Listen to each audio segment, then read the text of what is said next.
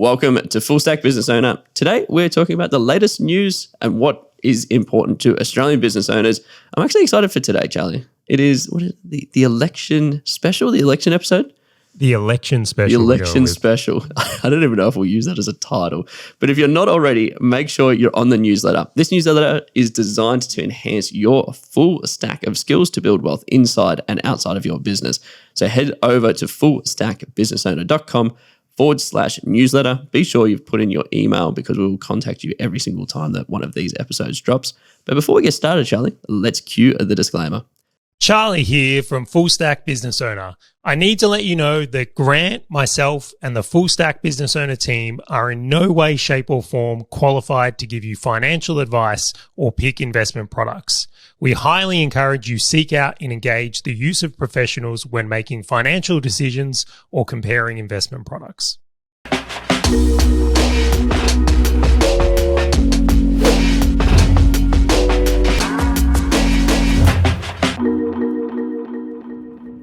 All right, diving into the election special. Jeez, it sounds so formal. I feel like we need like one of those really big news sounds, like the news flash, like the what is it, marquee text across the bottom with the weather and everything like that.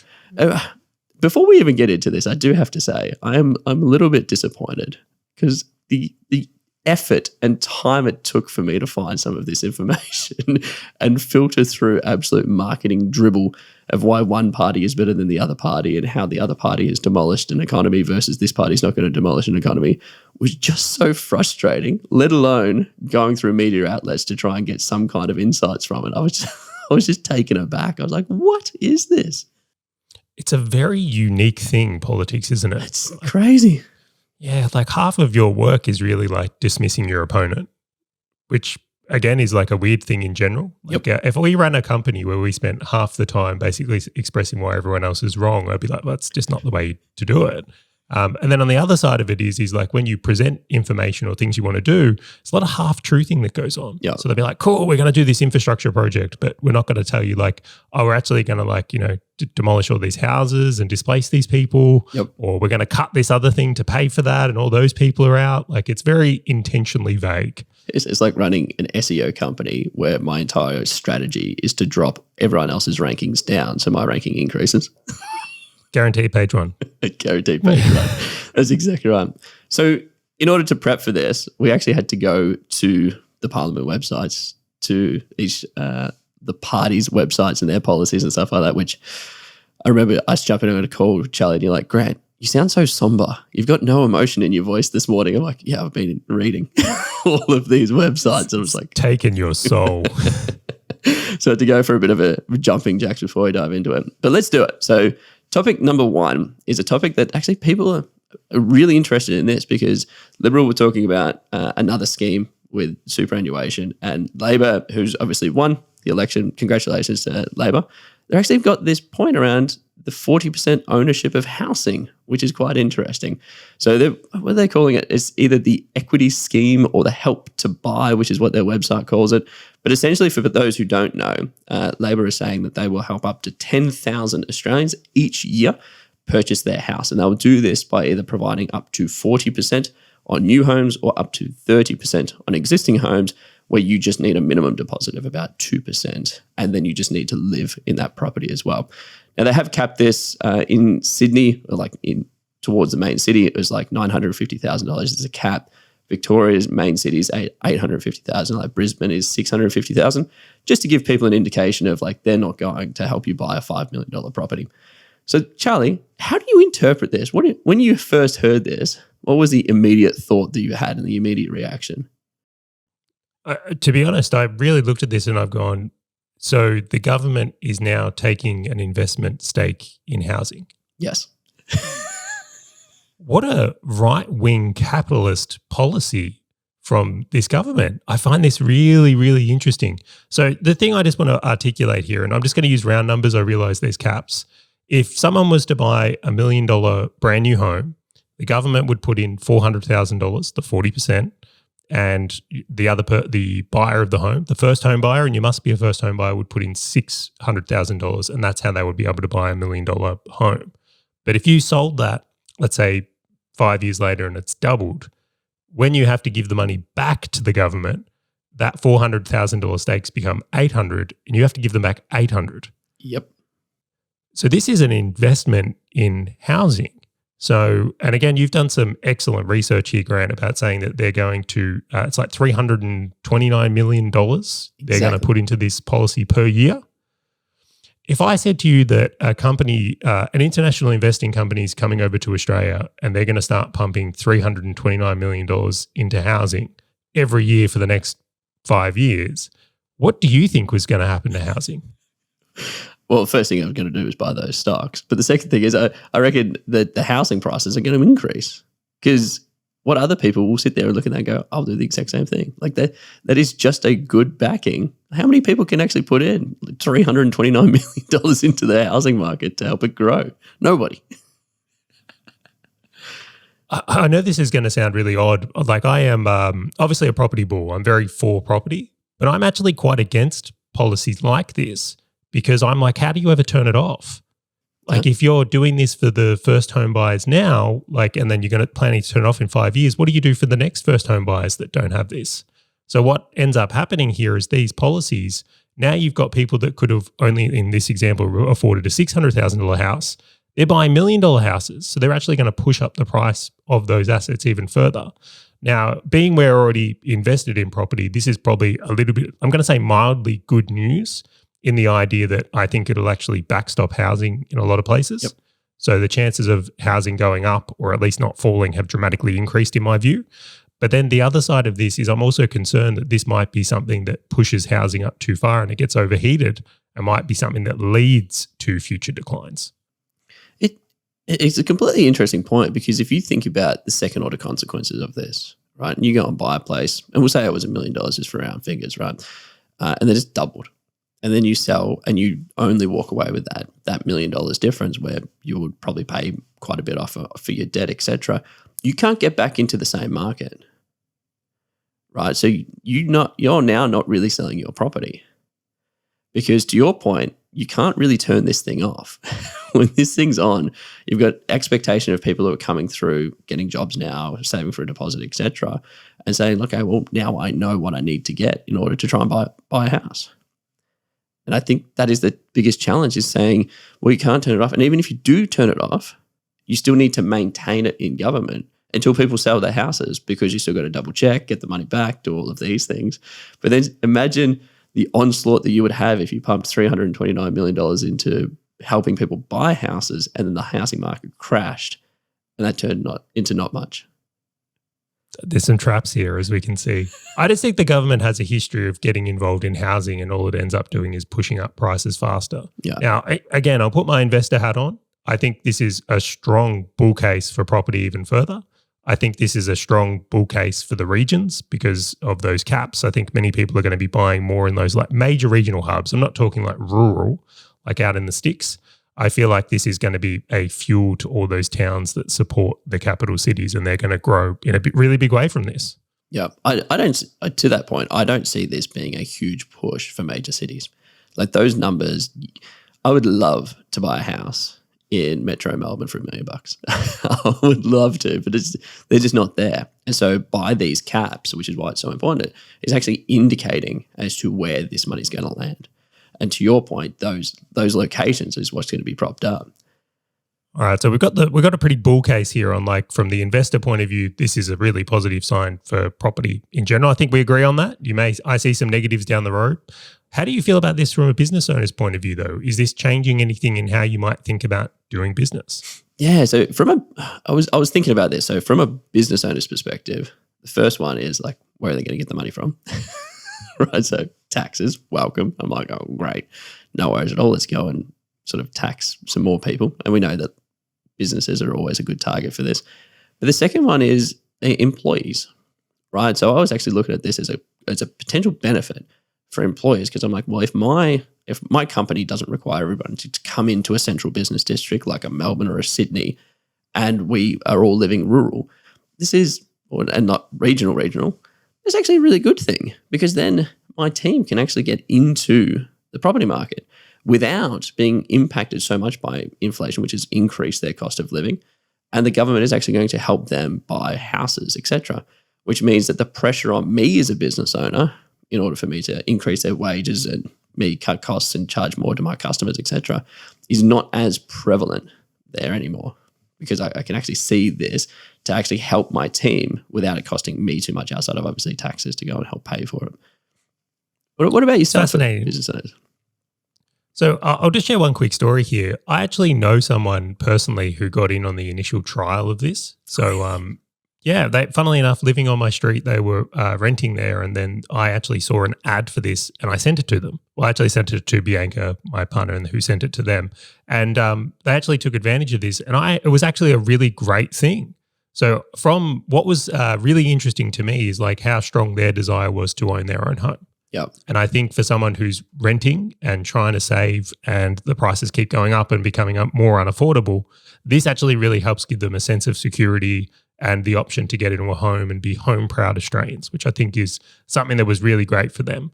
So I actually do see some of the positive signs of this, and I think it's going to be great for a lot of first home buyers who haven't been able to get in the market. I think it's a really, really positive thing. As for like the business tailwinds that come from this, one of the things we really note here is like, let's pretend someone's got a house in a region right now and it's worth 500 grand. And this causes prices in those areas to go up to 600 grand. When they sell it to that first home buyer, that person's now made more money that goes into the economy as well. Yep. And whether they upgrade or buy a bigger home or things like that. So those second order consequences start to become really interesting. Something that I've been thinking a lot about is just how much wealth is created in Australia because of construction. Yep. So you saw that the 40% of this is that, hey, if you build a new home, we'll give you 40%. If you buy an existing, is 30%. So what about all the trade businesses that are now going to be building new homes? Like, I think this is a really, really positive sign for the construction sector and is probably propping up that to a degree as well. So I think if you're in the construction industry or you serve the construction industry, you're likely going to have some more strong years, particularly in those regions, to come from this. Yeah, especially because so every time that I read this, there was always every year. And there was actually an interview that I watched as well where they're saying that this is just the base and that they're actually looking to increase this as well. And so it's a really interesting point that you made around construction, which I was more looking at this from can people acquire it? But you're completely correct, because that industry that sits around construction and growing new townships and expanding existing townships, etc., will continue to grow. And I suspect that this is not going to sit at 10,000 per year. I actually expect, based on the interviews that I've listened to, this is going to grow more and more every single year as well. And so let's just unpack that a bit further, though. I think it's a really interesting point. So pretend there's like, 10,000 Australians each year. I don't know if they're like, if it's a couple, they're counting that as two and it's actually like 5,000 purchases or whatever it is. But let's just assume it's 10,000 houses the government is going to buy every year now or get involved in this scheme. And let's assume like half of them are new. If that's 5,000 homes that are getting built every year, that's a whole set of trades, whether it's carpenters, electricians, plumbers that are working on those homes. And even if you're not involved directly in the construction industry, well, guess what? Plumbers love to go out for dinner with their friends. Yep. So they're spending money in restaurants, cafes. They also buy cars. So your mate who works at the car dealership just made a sale, right? And then like it's all the things that go into that and support it. It's like the ripples of that. So I do see that this is going to make a significant contribution to, again, just like ripple effect of positive economic growth. Yeah. And the final point to that as well is if I'm only needing to put 2% down for my deposit, I then have available cash to do renovations, to buy more goods for my property and do all of these things, where if I was up against needing to put that whole amount of cash down myself, I really would have probably struggled.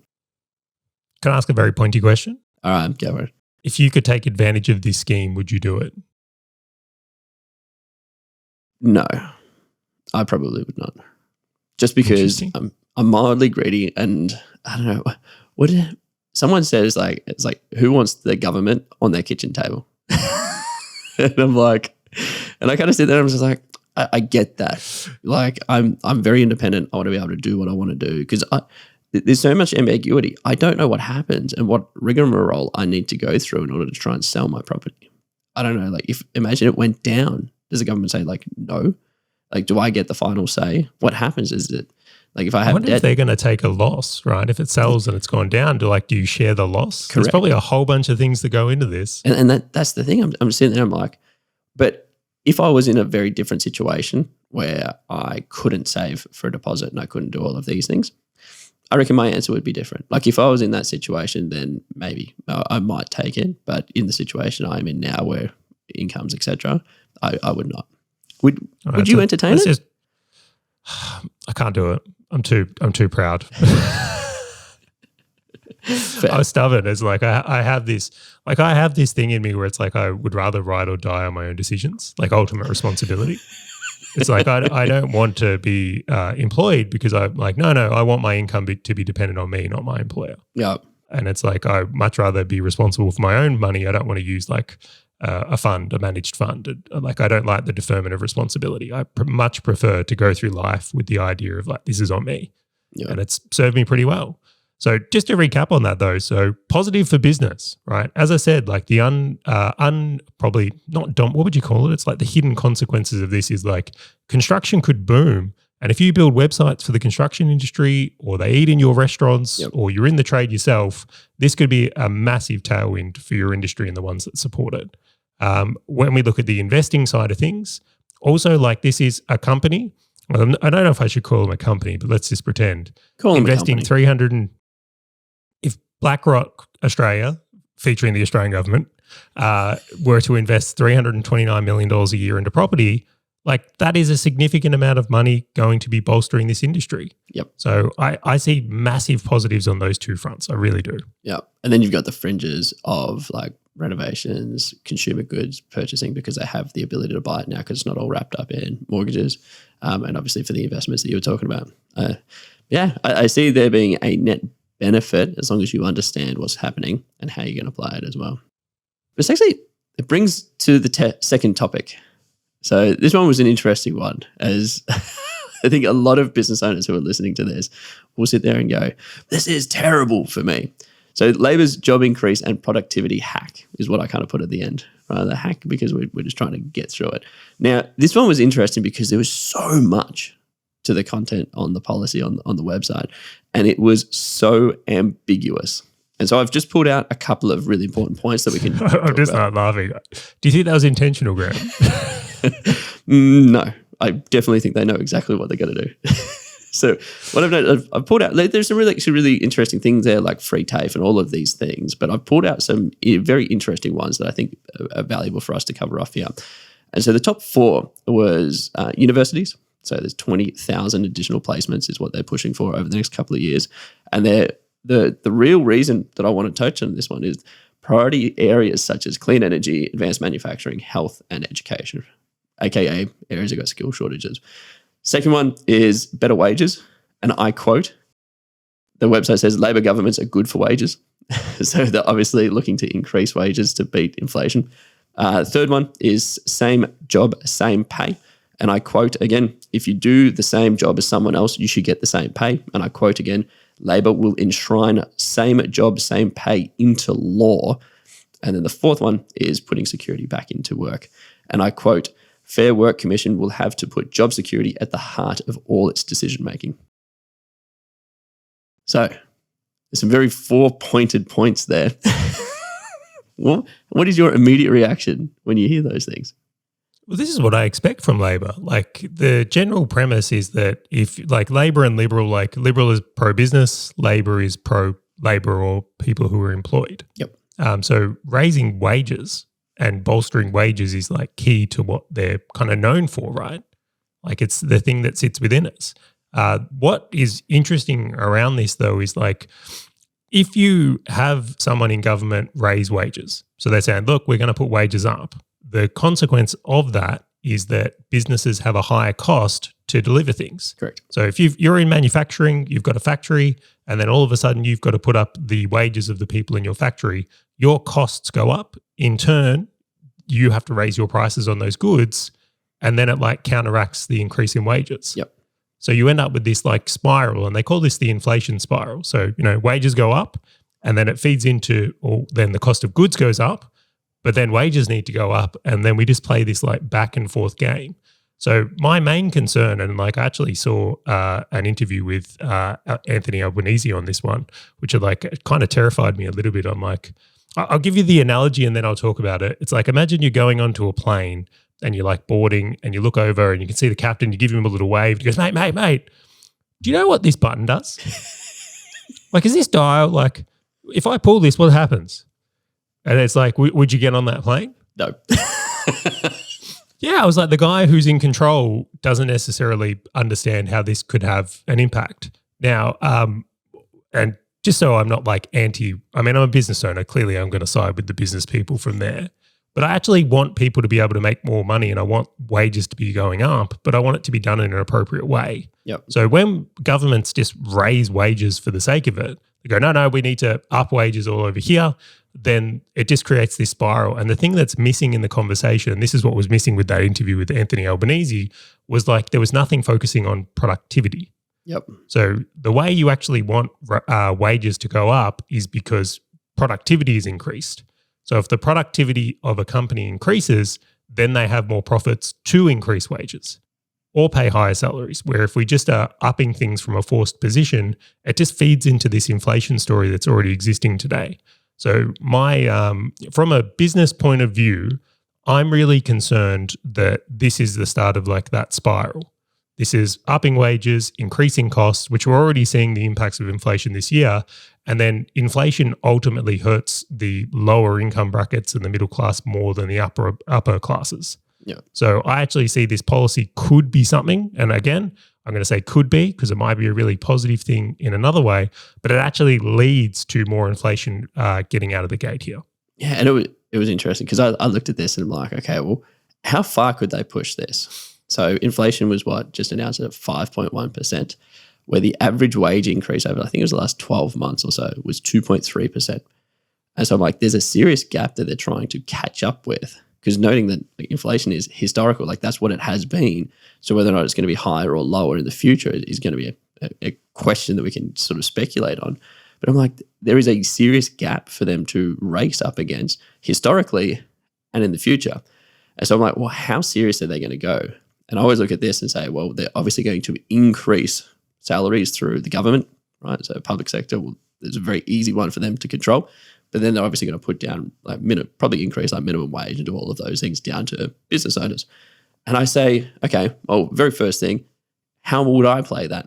Well, I care more about profit. So I immediately start thinking about what are the profitable things that I can do as a business owner to take expenses out.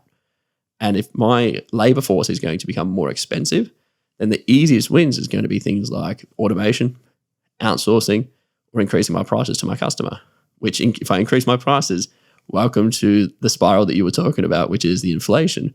But if I start automating different parts of my business, or if I start outsourcing my workforce, then that's actually a negative impact to the economy, right? So yes, you might have more people getting paid more, but you actually probably have a lesser working class because businesses are now looking for this profitability elsewhere because they're saying, well, that no matter how productive you can make a team, if I can't make the numbers work, I will automate it, take it offshore, or do other things. And to me, that's exactly, as a business owner, what I would look at is I would just say, well, how can I compete against this? And those are some of the very quick ways that I know I can do it.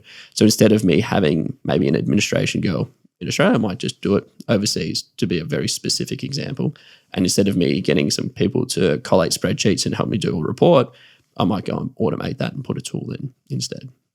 Well, my hope in this, right, to your point, and that's a great point, is like obviously they've highlighted universities as a part of this, is if they're skilling up more people and that creates higher productivity, then this is awesome. I'm all for it. But if they're just raising wages, then I'm concerned. But I shared a photo with you the other week about a receptionist desks at a dentist. So commonly, right, it's like obviously if you've been to a dentist in Australia, you would come in, you meet the receptionist, they check you in. Now, I don't know about you, Grant. Have you ever actually like touched a receptionist at a dentist? Never. Like physically? Me either, right? It's actually like, so why does that person actually need to be there? Correct. So what someone had done, a dentist, is they'd actually set up a computer and they just left like Zoom running.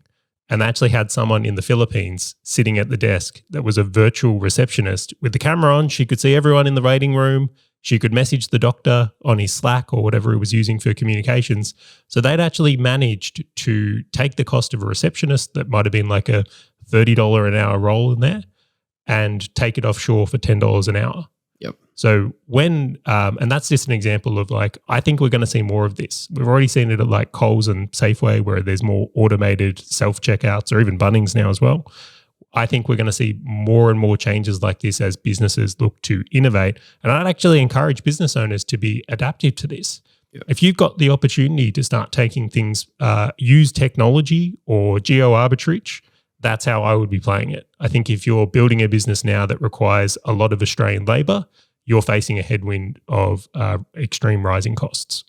Do you see there being any other opportunities for business owners with these increases? Like, is there, outside of us cutting costs and sort of becoming more productive and efficient with the labour that we do have, is there anything like, does this open up any other industries, any other sectors? Like, obviously, if you've got a company that provides overseas or offshore employees and things like that, that is obviously a good win because you are able to sort of combat that. But in your experience, does it open up any other industries where you say, oh, this is interesting? Obviously, universities and training hubs is one to go and reskill labour, etc. But are there any other sort of opportunities that you're seeing that people go, oh yeah, I could dive into that or expand my business into that? I think we underestimate how powerful technology is here. Mm. So I'll give you an example. Even when I was a young plumber, right, I was actually at a very interesting transition where when I first started plumbing, you actually used to put copper pipes in the wall.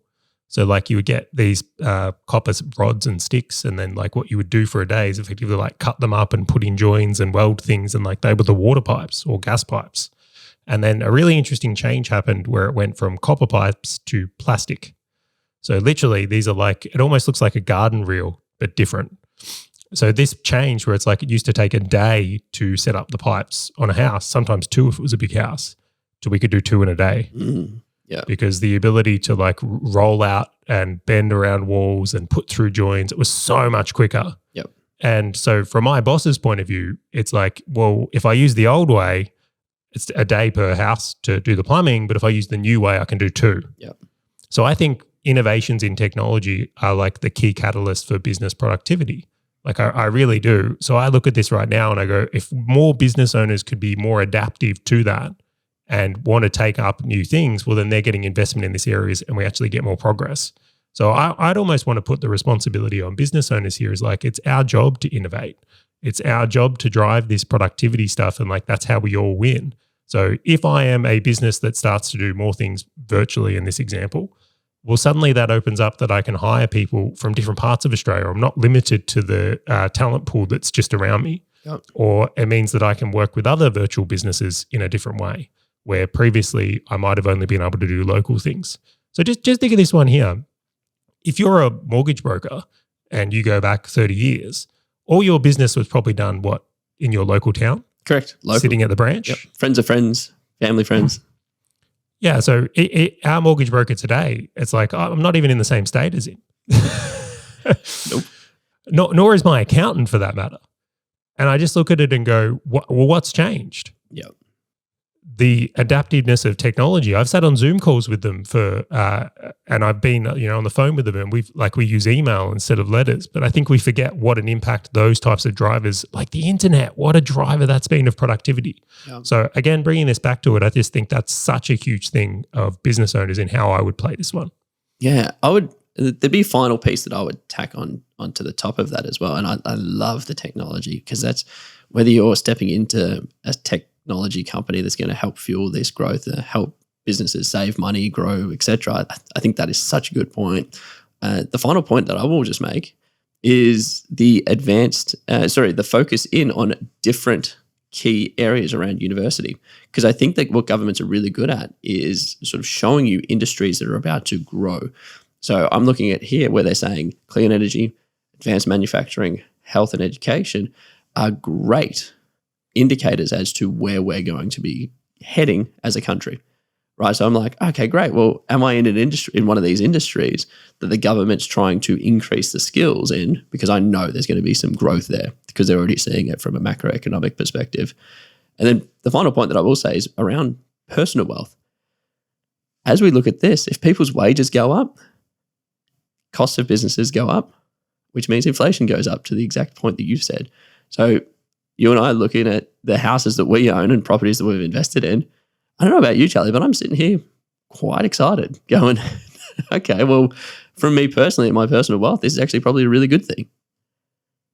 Do you know what? I didn't pick up on the key industry thing. That was actually a really good point there. So fascinating that we're getting hints of where we might like to pay attention. What would have won me if they had is actually crypto? Actually, hey, we're going to, and not the crypto currency stuff for the trading, but it's would have been amazing if we actually as a country said we're going to be really deep in Web3 and we're going to have the best coders in the world for blockchain. Yep. So we're going to build all the stuff on Web3, not trading. I'm not going to refer, I want the tech people here. Yep. Because that would have been really cool.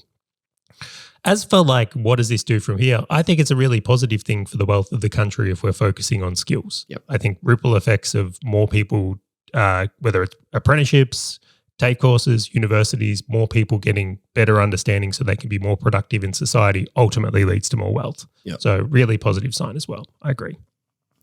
Let's jump on. We'll change speeds a little bit. Topic number 3.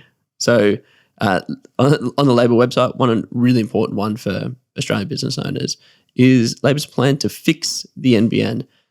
Charlie, I'm sure that you've been following this enjoyable NBN co-ride since, I think it was Rudd announced it in 2009 or something like that, right? The decade that it has been, or 13 years that it has been. So Labor's looking to expand the full fibre NBN network to 1.5 million premises. That means that over 10 million premises will actually have a gigabyte speeds by 2025. That is their plan that they're outlining. One fascinating thing that I didn't know is that Australia is actually currently 59th in the world on average broadband speeds, which I was quite taken aback by. I was like, yeah, that probably interests me and probably fascinates me more.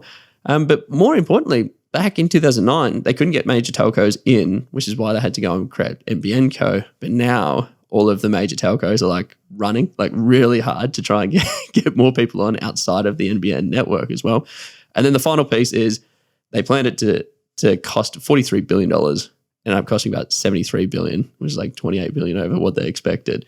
And now they're looking to spend more, noting that they never outlined how much it's going to cost them to expand to the additional 1.5 million houses as well.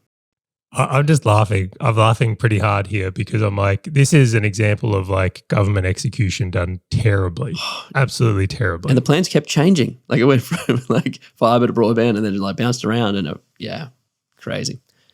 Some things I think the private sector does much better than government, and projects like this is one of them. And I realize this is of our nation's interest, and I'm still very grateful that we are doing something here, but the approach clearly not great. So I do very much question, do we just give up on the NBN and just let Elon do his thing and we all jump on Starlink? Yes.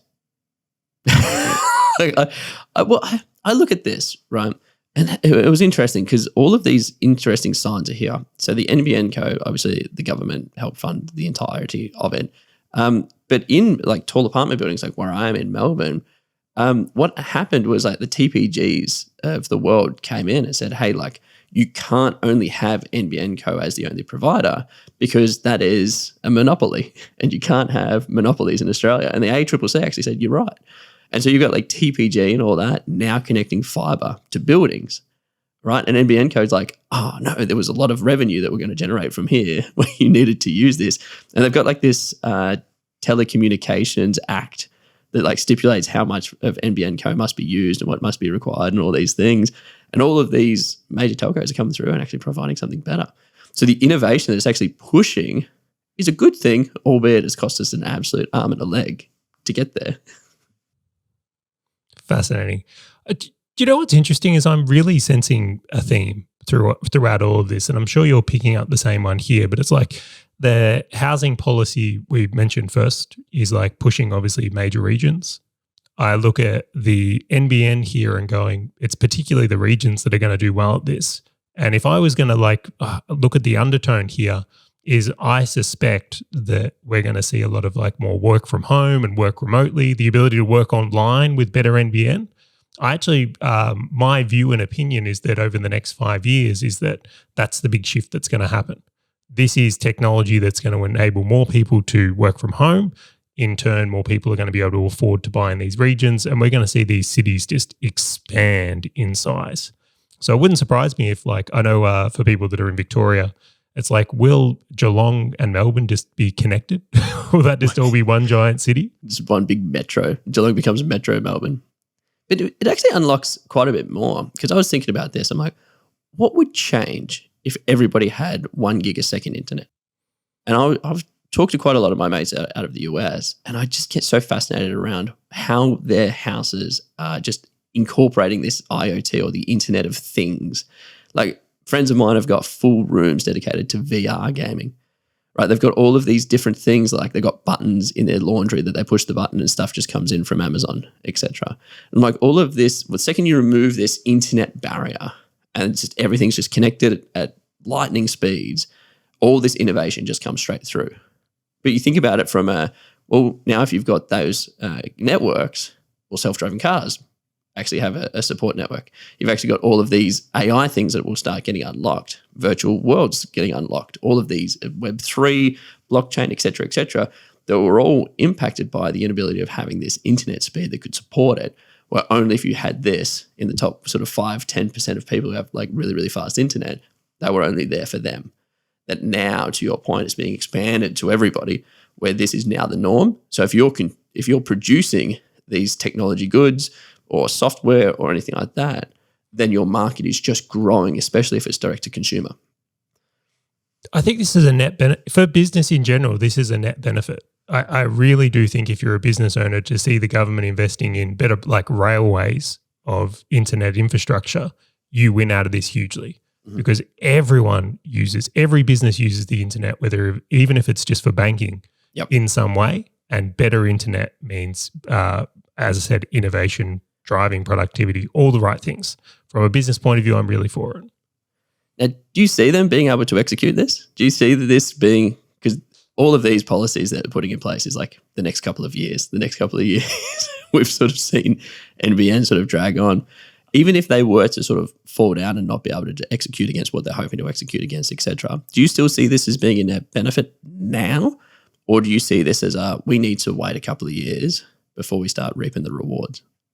Do I think they will get done what they've written down? No. Will they get some progress done, and Elon and other things will take up the rest? Yes. And just for anyone that doesn't know, Elon's delivering internet via satellite. So it doesn't need any cables or infrastructure within the ground. You literally set up a dish on your property and you can connect to his satellite infrastructure that he's, I think, going to be far more better at executing than the Australian government. No offense, government. He's got a better track record of getting things done. A little of it. And just a little bit. Point being, though, will there be progress? Absolutely. And this is one of those things where, again, and like, I don't want to be harping the same point over and over again. If there's better internet infrastructure in regions and that enables more people to work in higher paying jobs in those regions will do really well. Yep. Now, Grant, for you and I, like, I look at this right now and go, we can work from anywhere. The only limiter is going to be the internet. Now, if one city has really good internet infrastructure and another doesn't, I know which one we're picking. Correct. Yeah. So again, I'd be looking at this as a potential thing that Australia, just like from an investment point of view, enabling these regions to take on more of this, I think is really cool. One of the things I just can't work out, though, is why more regional towns, major regions particularly, aren't trying to attract internet talent. Because you've got to think about this, is if a city said to me, look, Charlie, I'm going to give you a free house. Come and move to this area. It's like, well, why would they do that? Is because I don't take a job from their community. I bring my own job. And then the other side of it is I'm going to spend money in that town and, you know, like I'll buy things. I spend money. So it's like I would love to see more regional towns do a push to attract internet talent and then ultimately create one of our own Silicon Valleys. We can continue to dream. One day we're just looking for a reason to not live in Victoria or like Metro Melbourne. any reason will do. And then I do just want to jump on that point around like the personal wealth. Like there's obvious significant benefits for like your business owners because of internet connectivity. You no longer have people saying I can't work because my internet's down. Like the stability and the speeds is going to be a huge improvement. But your point around sort of personal wealth And again, this theme of sort of regional rural areas just getting propped up and essentially being brought up to the same pace that a lot of sort of your built up metro areas have had for a while, where they now have the same ability to earn and do all of those things, which means, again, for property, as we've been talking about quite a lot across here, I'm pretty happy with a lot of the places that I've gone, because I know that infrastructure is going to continue to get installed, whether it be internet, etc. Which means now if someone needs to live in a regional area for work, maybe they work in the government sector, in mines or whatever it might be, the partner can just actually still get another job that might be working online. They might actually be the person behind the camera of a dental industry. They might just be in Australia, for example. But I actually look at this to be extremely strong from an investment perspective, to say even if this does take them a couple of years to roll out and Elon's Starlink takes a while, etc., this is now unlocking it. Like, I know a lot of people where their wives had to work in the mines with them and they just were stay-at-home mums, right? Like, they were just there. And now it just unlocks this opportunity where up in the Pilbara, you might go and have gigabyte internet and you go, great, now you can have two incomes. That's fantastic, right? I do really think, and I'd love your opinion on this. Like, I read this and I'm overwhelmingly positive on these things. But do you think, like, I look at this right now and I'm going, whatever's happened in the last 2 years has been a catalyst of change in a huge way, a huge way. And it's like the undertones of this that I've already been highlighting here is like, I think this is like regions boom. Really, like, the government is very much saying towards that. I think that the way we work has changed forever. It's not going back. No, and like bolstering the NBN only supports that because more people can do that, right? And then also like driving from technology point of view, like they're pushing us to innovate and really take advantage of these things. So I'm really excited by this. The only mistake I can really see business owners making is to try and like, no, regress back to the old ways. Yeah. Yep. No, let's go. Let's all go into the office. Yeah, I think it's a bad attitude. Yeah. I think you want to ride this and get in front of it. I think overwhelmingly in the people I've spoken to, especially those with young families, they want to work from home. Yeah. They want to have a better work-life balance. They don't want to be doing these massive drives into city commutes, and they dislike that massively. So my view is like all of this is going in this direction, and if you're a business owner, like, get on board. Yeah, I wholeheartedly agree. And it actually brings me to the final piece that I want to talk to you about. I'm just going to summarize. I'm just going to dive straight into it. Who is paying for Labor's budget plans? When we look at all of these things, what were they saying on the news? Oh, it's only an increase of $7.4 billion on top of what Liberal had in their budget plans. Oh, man, I just spent that on the weekend. It was just easy. It was just no worries at all. But essentially, I was showing you this graph or this table first when we jumped on and started talking about this. The thing that I fell off my chair when I was looking at the debt that Australia has.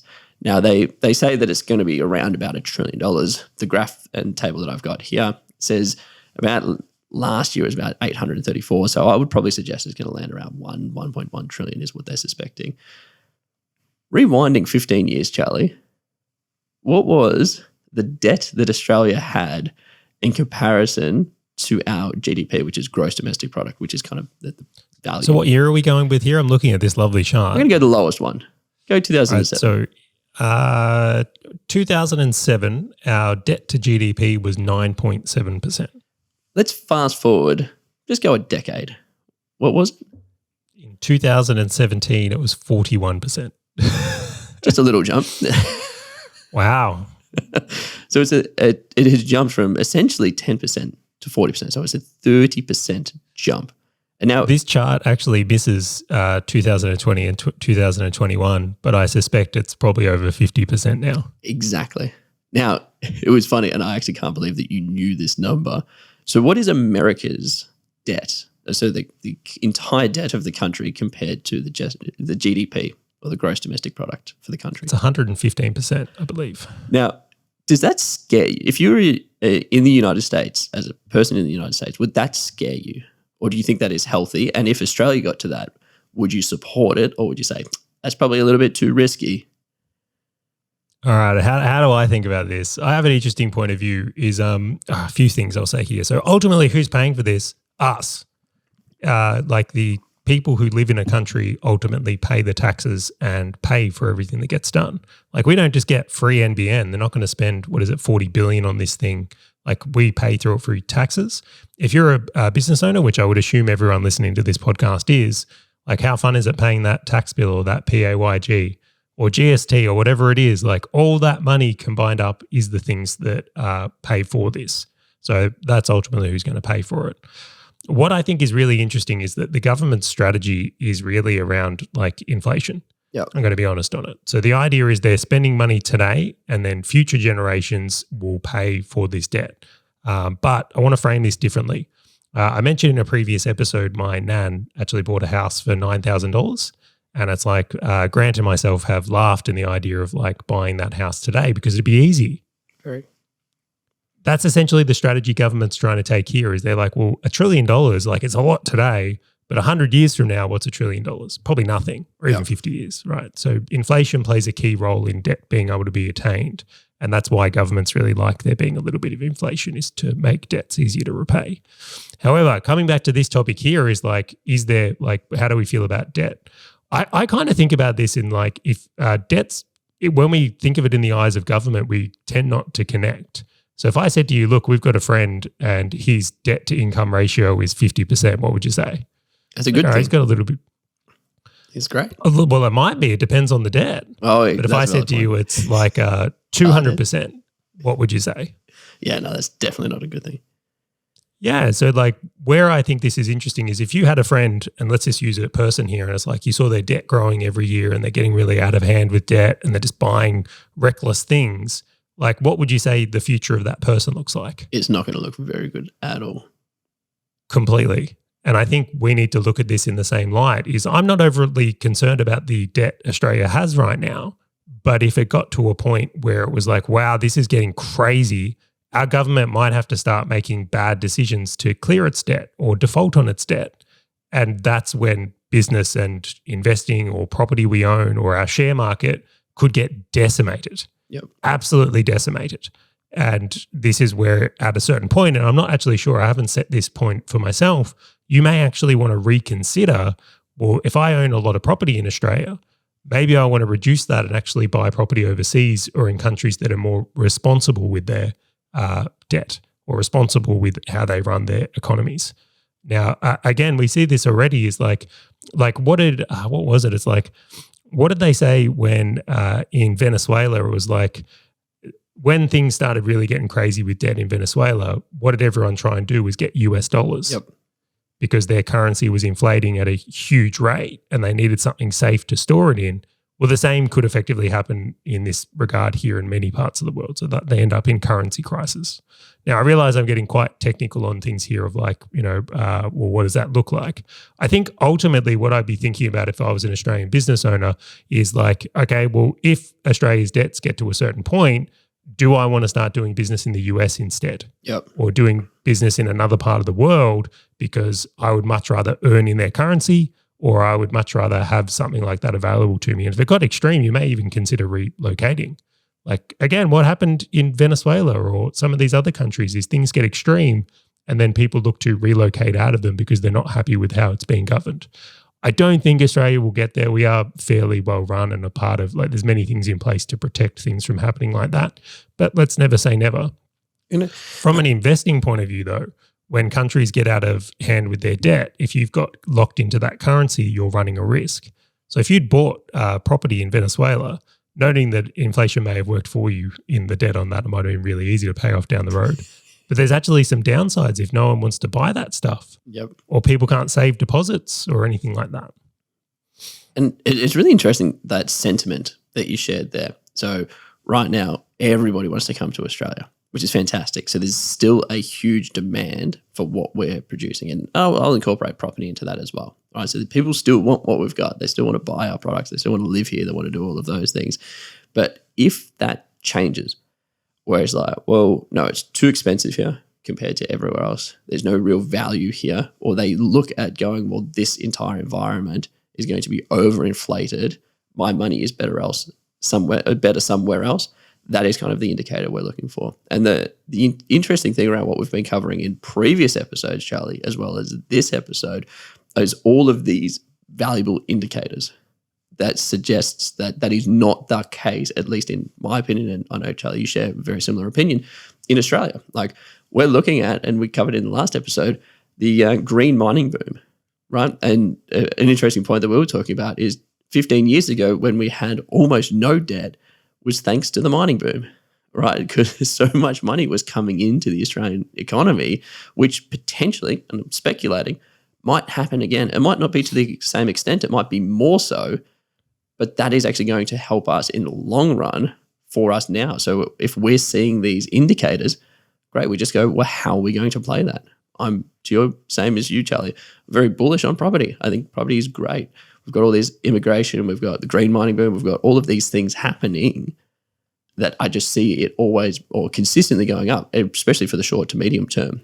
But for the other point that you're mentioning, if this starts to get out of hand, and I disagree with some of the things the government's investing in, like if they invest in things that I do not think is for the betterment of the country, like imagine they just said, well, all wages are going to double. And I look at that and I say, well, that's going to cost you a fortune. But what value as a business owner and as an investor am I actually going to get out of that? The question I'm asking myself is, where is my money better spent? Where is it better for me to go and get customers from? Where is it better for me to operate? Because as business owners, we get that option.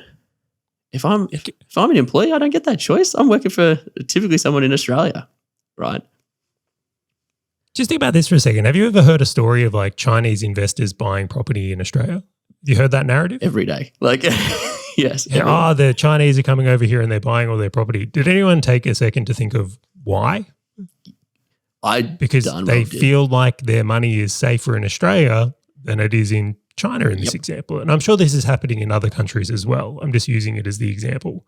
But it's like Australia is still perceived as a very lucrative place to store money. And I would just say the effects of mining and resources we have to sell to the world also put a very strong economic backdrop on Australia. So it's very, very fascinating. But I will bring this back to the topic at hand of what we're discussing at it here, is it just seems to me that Australia is very well placed to have a great run for the foreseeable future, in my view. Do you share that view? Yeah, I definitely do. And the key messaging here is like, if you're consuming some of this hype around Labor's better, Liberals better, or is the election win good or bad, etc., as a business owner and as someone who's trying to build your wealth, just think about really the impacts it has to you. At the end of the day, there's all these macro things that are going to happen around the economy. You're going to disagree with some, you're going to agree with some, etc. But at the bottom line of it, when you're looking at these trends and indicators going, how is that going to impact me? And that is exactly what we're trying to push across here, is saying, well, this is how we are interpreting it, which is times are good. There's a lot of things that I've read that I disagree with. There's a lot of things that we've spoken about, which I do agree with. And I think it's going to be better for the businesses that we run, as well as the investments that we have. It's just going, well, if it starts getting worse, I'm just going to play this game completely differently. So even though they will rack up more debt and they will, so again, lean towards helping out employees and things like that, I do not see any catastrophic things as an Australian business owner who's also focusing on my wealth that I'm like really worried about, that is telling me, run for the hills, go and invest elsewhere, take your cash and do it. I'm looking at a lot of things that I'm sitting there saying, this is awesome. Overall, I'm incredibly optimistic. I think as a business owner, you should be thrilled with a lot of these things that are coming in. They benefit you a lot. And then secondary to that is, as an investor in Australia and someone who's building wealth, it only has grown my confidence in building wealth in Australia. And again, not financial advice. I've got to say all that stuff again, but I think there's a lot of really strong positives to come out of this that you stand the chance to benefit from. Only the downside or draw card I've mentioned before is like, go forward. If you're trying to regress to old ways of things, that is who I think stands to lose in this environment. Yeah, if you're trying to fight the change, especially at this volume, you're never going to win. You can't beat the volume of money that the government's pushing into some of these things. They just change economies. And so go with it. Don't fight against it. But Charlie, the election special, awesome episode. Appreciate the insights and appreciate all the time and effort that you've got to put into sort of looking at the details across all of these things. I know how politics cannot be very entertaining at times. I'll tell you what, I'll see you in 4 years. There we go. Bomb dropped. So everyone who's listening to this, be sure to check out for the next episode. And again, if you're not already, make sure that you're on the newsletter. The newsletter is key, and it's designed for enhancing your full stack of skills in order for you to build wealth inside and outside of your business. Head over to fullstackbusinessowner.com/newsletter to become part of that. And if you did enjoy this episode, be sure to subscribe to it. Share it to anyone else who might also be struggling to actually understand what happened in the election and the impact it's going to happen on them as a business owner who's also trying to create wealth. And again, thanks for joining us, and we look forward to catching you on the next episode of Full Stack Business Owner.